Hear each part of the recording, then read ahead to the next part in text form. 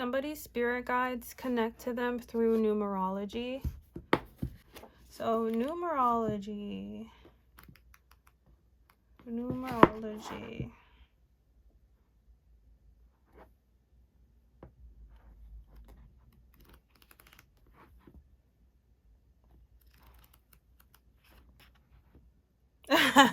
So I was seeing the words masculine, trash. What is this about? So I was seeing the words masculine, trash, and then there's too much of it. So it's giving toxic masculinity.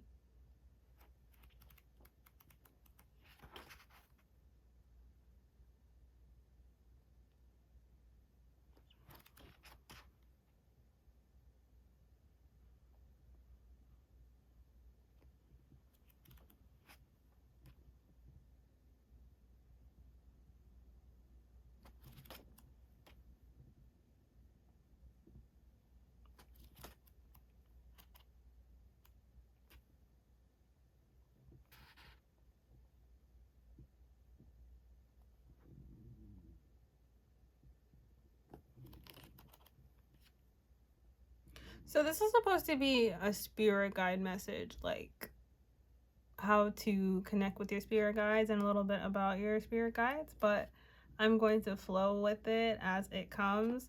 I am getting it's like a masculine energy.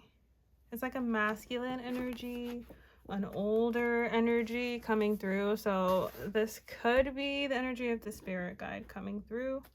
I'm grabbing my cards now. We're going to see what wants to come out. Oh my God.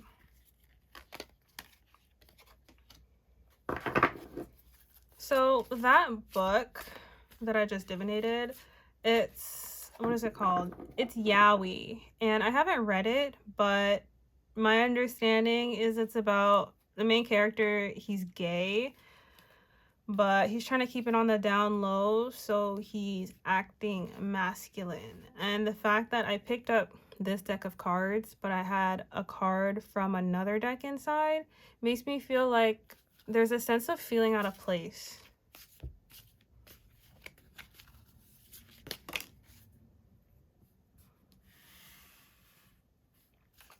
So we have Queen of Swords.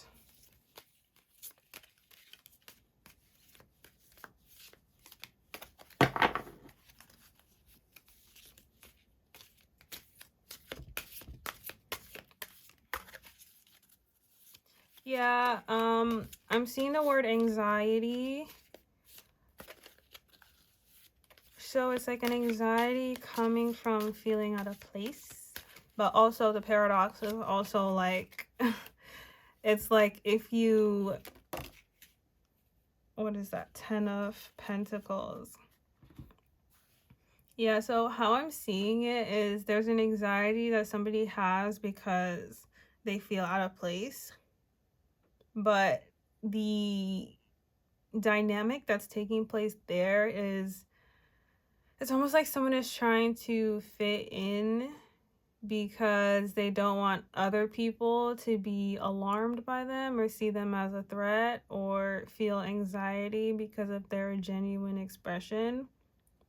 So as a result, by diminishing yourself and trying to fit in, you're basically taking on their anxiety, even though it's not yours. It's not your burden to carry.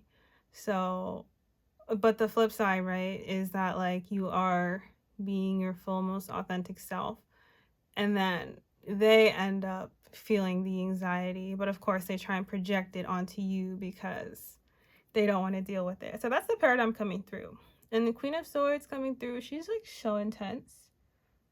She's eating red rose petals, and there's a snake too.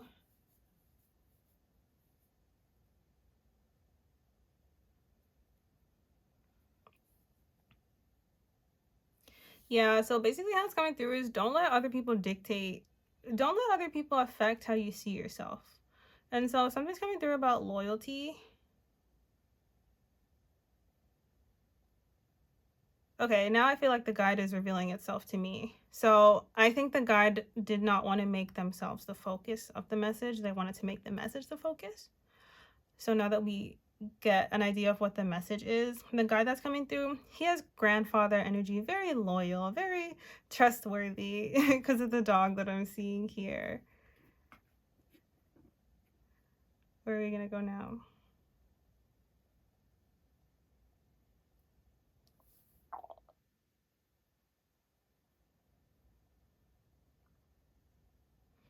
And the guy that's coming through, he's very protective of you. Because my stomach growled as I looked at the dog. And I'm also seeing this castle in the back. So it's just making me think of fortified barriers.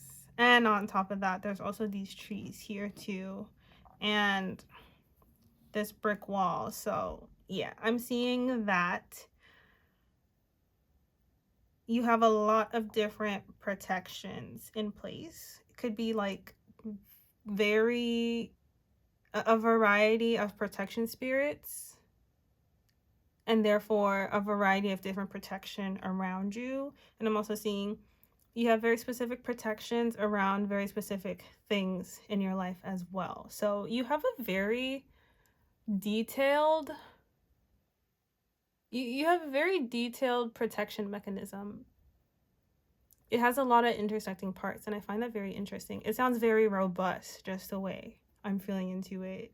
Max, I'm seeing the word max in capital letters, so it's like max protection.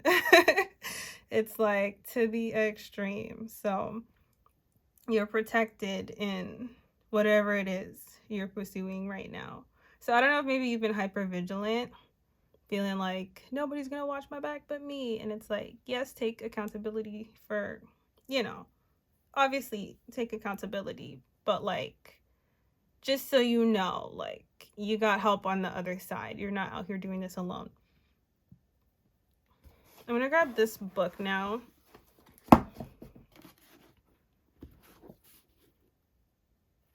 So I heard page 77, so we're gonna go there.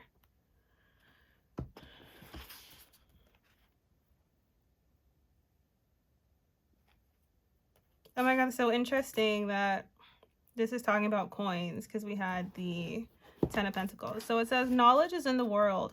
Whenever knowledge needed to do a task is readily available in the world, the need for us to learn it diminishes. For example, we lack knowledge about common coins, even though we recognize them just fine. And knowing what our currency looks like, we don't need to know all the details. Simply sufficient knowledge to distinguish one value of currency from the other. Only a small minority of people must know enough to distinguish counterfeit from legitimate money. Or consider typing. Many typists have not memorized the keyboard. Usually each key is labeled, so non-typists can hunt and peck letter by letter, relying on knowledge in the world and minimizing time required for learning. The problem is that such typing is slow and difficult. With experience, of course, hunt and peckers learn the positions of the many letters on the keyboard, even without instruction, and typing speed increases notably, quickly surpassing handwriting speeds, and for some reaching quite respectable rates. So considering, and I'm seeing cognition and emotion up here, depression, understanding.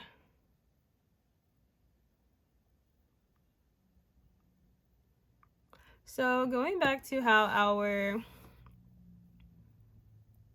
our 10 of Pentacles here, your guide was showing me a very robust and complex protection system. And then now here, like reading about the keyboard as well, something about learning where all the different parts go. So yeah, you have a lot of resources in your energy field. You have a lot of talents and skills and resources and a lot of energy.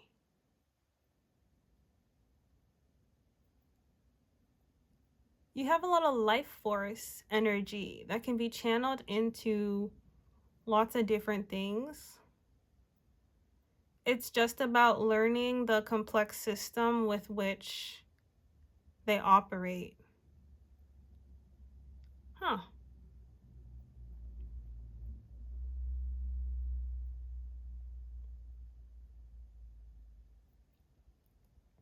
Yeah, so basically how it's coming through, and then I'm seeing the word hobbies. Basically, how it's coming through is that we all have to take time to learn our own technology. We all have to take time to get to know our own spiritual resources and also just our regular, like, resources, our skills, our hobbies, our inclinations, our acuities. And in getting to know these things, it helps us. I think you're being I think you're being given advice on emotional alchemy, because I was seeing the word emotion and depressions over here, and I'm seeing natural constraints exist in the world. Yeah, so natural constraints exist in the world. Life is full of a lot of like hard stuff and inconvenient things. So it's something about you learning. Okay, I'm getting it now.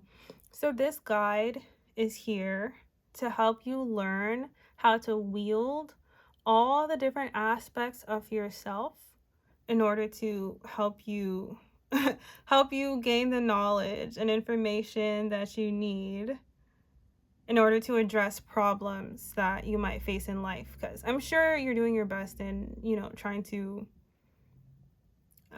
solve like whatever problem you end up coming across. But this master, yeah, master comes through. It's giving master. It's giving like you're an apprentice and you're learning under him kind of thing.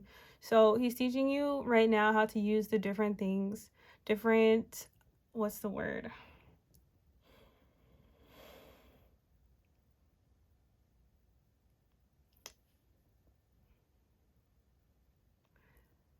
He's coming through and he's teaching you how to capitalize on the different things that you have access to so that you can wield them in a way that gives you the results that you want. Because I'm seeing good performance results here. Wow, book divination. This is so cool. Okay, sorry.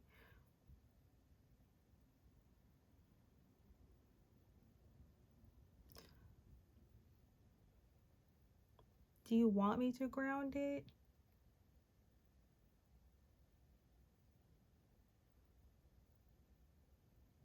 So that's the message he has coming through. I asked him if he wanted me to ground it and give like more practical examples, and he said that he did. So that's what I'm going to do. So yeah, tools. In terms of tools, like we all have different talents, we all have different gifts, we all have different skills. For example, if you are good at art in general is just an amazing tool for emotional alchemy. So if you had a shitty day at work and you're trying not to internalize it, you're feeling those strong emotions, they want to be let out, you want to let them out in a healthy way.